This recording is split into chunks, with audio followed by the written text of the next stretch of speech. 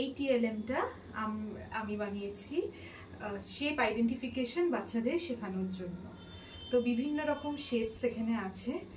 আর first স্টেজে আমার গোল হচ্ছে যে বাচ্চাগুলো একটা একটা করে শেপ তুলে নিয়ে ম্যাচিং করবে। ধরুন প্রথমে শেখানো হবে রেক্ট্যাঙ্গেল।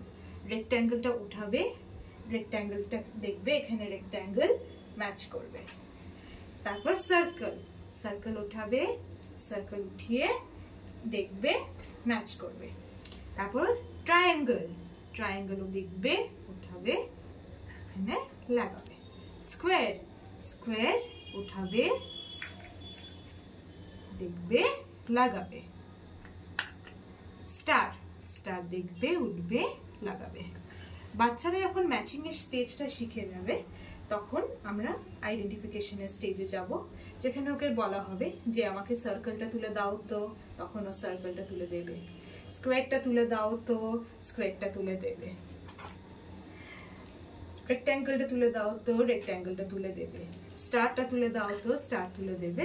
ট্রায়াঙ্গেলটা তুলে দাও, তো ট্রায়াঙ্গেল তুলে দেবে। আইডেন্টিফিকেশন স্টেজ হয়ে গেল।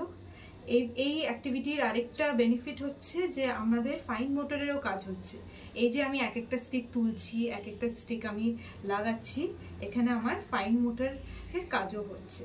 তাহলে আমার শেপ আইডেন্টিফিকেশনও হচ্ছে, ফাইন মোটরের কাজও হচ্ছে।